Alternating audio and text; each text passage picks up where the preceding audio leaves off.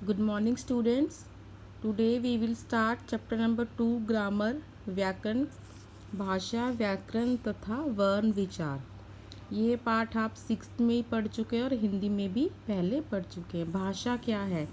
भाषा ऐसा समर्थ साधन है जिसके द्वारा मानव अपने भावों एवं विचारों को लिखकर एवं बोलकर प्रकट कर सकता है तथा दूसरों के भावों एवं विचारों को ग्रहण कर सकता है। जब हम अपने भाव अपने विचार दूसरों के सामने लिखित या बोलकर रखते हैं तो उसको हम भाषा कहते हैं। भाषा के हमारे पास दो रूप होते हैं, मौखिक भाषा, लिखित भाषा। भाषा बोलकर या लिखकर और भाषा व्याकरण, वर्ण विचार, शब्द विचार, वाक्य विचार।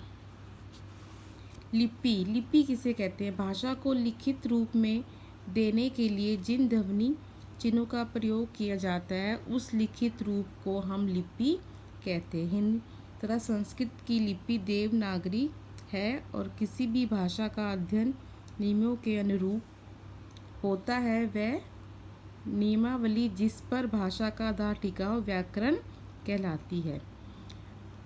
पहले हमने पढ़ा भाषा क्या होता है। भाषा के दो रूप, लिखित और मौखिक। लिपि किसे कहते हैं? अब नेक्स्ट है व्याकरण। व्याकरण वह शास्त्र है जिसके द्वारा हम किसी भी भाषा के शुद्ध रूप का ज्ञान प्राप्त करते हैं। व्याकरण के द्वारा इस भाषा के नियमों, शब्दों और वाक्यों के शुद्ध स्वरूपों और शुद्ध प्रयोगों की पूर्ण जानकारी प्राप्त करते हैं। व्याकरण के अंग। व्याकरण के हमारे पास 3 मुख्य अंग हैं, वर्ण विचार, शब्द विचार और वाक्य विचार। वर्ण विचार। वर्ण विचार के अंदर वर्ण उसका वर्गीकरण, उच्चारण, स्थान, प्रत्यय, वे शब्दों की व्युत्पत्ति आदि पर विचार किया जाता है। शब्द विचार। शब्द विचार के अंतर्गत शब्दों के रूप, संरचना, प्रकृति, प्रत्यय तथा उनके प्रयोग आदि पर विचार किया जाता है। वाक्य विचार। वाक्य विचार के अंतर्गत शब्दों से वाक्यों को संरचना, वाक्यों के प्रकार आदि का पर विचार किया जाता है। वर्ण क्या है? किसी भी भाषा की छोटी इकाई को हम वर्ण कहते हैं जिसके टुकड़े ना किए जा सके। वर्ण को अक्षर भी कहा जाता है। अ जमा शर अक्षर कहलाती है। वर्ण अक्षर भी कहलाती है, जैसे अ, ई, उ, री, क, प, श। वर्णों के भेद। वर्णों के हमारे पास 2 प्रकार के भेद होते हैं, स्वर और व्यंजन। स्वर वह ध्वनियाँ जो बिना किसी दूसरी ध्वनि के समस्त उच्चित हो सके स्वर कहलाती है। स्वरों के हमारे पास दो 3 तरह के भेद हैं, ह्रस्व स्वर, दीर्घ स्वर और पलुत स्वर। ह्रस्व स्वर जिन स्वर्णों के उच्चारण के में कम से कम समय लगे उन्हें ह्रस्व स्वर कहते हैं, जैसे ये 5 हैं, अ, ई, उ, री। दीर्घ स्वर जिन स्वर्णों के उच्चारण में ह्रस्व स्वर से अपेक्षा दुगना समय लगे और पलु स्वर में हमारे पास द्विगुना समय लगता है। जिन स्वरों के उच्चारण में ह्रस्व स्वर की अपेक्षा द्विगुना समय लगे उन्हें पलु स्वर कहते हैं। व्यंजन जो वर्ण स्वर्णों की सहायता से बोले जाते हैं उन्हें व्यंजन कहते हैं। इनकी संख्या 33 है, जैसे क, ख, ग, छ, च, म, प आदि। स्वर्णों के भेद। स्वर्णों भी हमारे पास, व्यंजन भी हमारे पास 3 प्रकार के होते हैं, स्पर्श व्यंजन, अंतस्थ, ऊष्म व्यंजन। स्पर्श जिन वर्णों के उच्चारण के समय श्वास वायु उच्चारण स्थान विशेष को स्पर्श करती हुई बाहर निकलती है उन्हें स्पर्श व्यंजन कहते हैं। स्पर्श व्यंजनों की कुल संख्या 25 है। इन्हीं 5 वर्गों में बांटा गया है, क्वर्ग, स्वर्ग, त्वर्ग, त्वर्ग, पर। अंतस्थ है। अंतस्थ हमारे पास 4 तरह के होते हैं, य, रै, लय, वै। ये व्यंजन स्वरों के मध्य में स्थित हैं। इन वर्णों के उच्चारण में वायु को थोड़ा रोक कर कम शक्ति के साथ छोड़ा जाता है। जिन वर्णों का उच्चारण करते समय वायु घरना रूप पूर्वक निकलती है, अर्थात उच्चारण करते समय ऊष्मा निकलती है, उन्हें ऊष्म व्यंजन कहते हैं। इनकी संख्या भी 4 है, श, श, स, ह।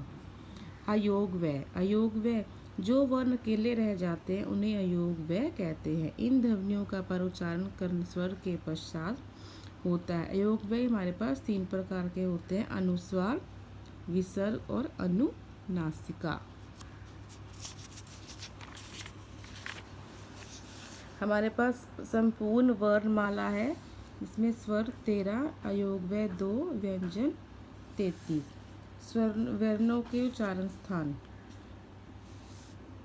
किसी वर्ण का उच्चारण करते समय अंदर से आने वाली वायु जीवा आदि हिलाकर जिस अवयव के पास संकीर्ण कर देती है वह स्थान उन वर्ण का उच्चारण स्थान होता है। वर्णों के उच्चारण स्थान के समय वायु श्वास नली से निकलकर जीवा के साथ टकराती हुई मुख विवर के जिस स्थान से बाहर निकलती है उसी स्थान उस वर्ण का उच्चारण स्थान होता है।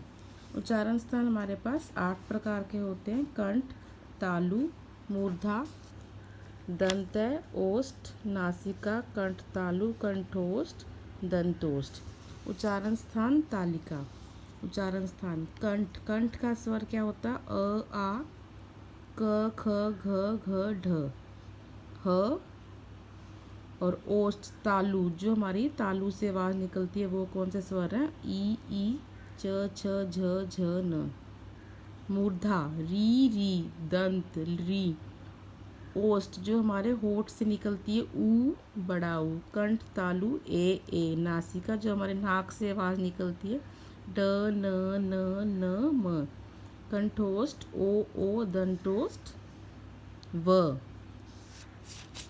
इसके बाद हमारे पास वर्ण विच्छेद। वर्णों को हम अलग अलग कैसे किस प्रकार करते हैं। किसी शब्द में प्रयुक्त वर्णों को क्रमानुसार अलग अलग लिखने को वर्ण विच्छेद कहते हैं। जैसे कुछ उदाहरण देखिए। बालक, ब जमा आ जमा ल जमा अ जमा क जमा अ। ऋषि, री जमा श जमा ई। कृषि, क जमा री जमा श जमा ई। मदन, म जमा अ जमा द जमा अ जमा न जमा अ। महतव, म जमा अ जमा ह जमा अ जमा त जमा व जमा अ। तो इस प्रकार स्टूडेंट आपका ये चैप्टर है भाषा, व्याकरण और वर्ण विचार। इस चैप्टर में आपने भाषा के रूप पढ़े हैं, वर्ण किसे कहते हैं, वर्ण के कितने रूप हैं, और व्यंजन किसे कहते हैं, व्यंजन के कितने रूप हैं, और हमारे पास वर्ण की वर्णमाला क्या है, संपूर्ण वर्णमाला किसे कहते हैं, और वर्णों के उच्चारण स्थान कौन कौन से हैं। तो चैप्टर आपने ध्यान से पढ़ना है और इसकी एक्सरसाइज मैं आपको कल करवाऊँ।